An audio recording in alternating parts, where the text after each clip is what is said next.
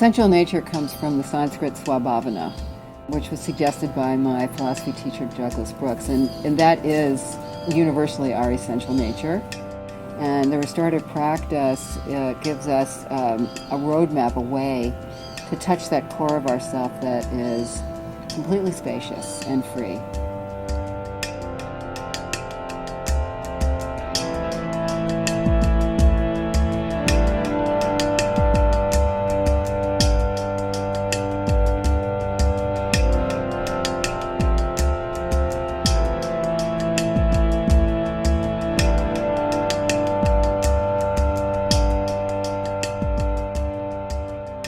There's a part of us that is pure space, and literally we become that.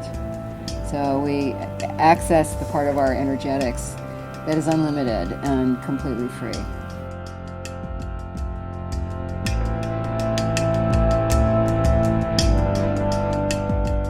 I think that's really the prize of a restorative practice, that we're programmed through our nervous system to be able to fully let go and merge with Source.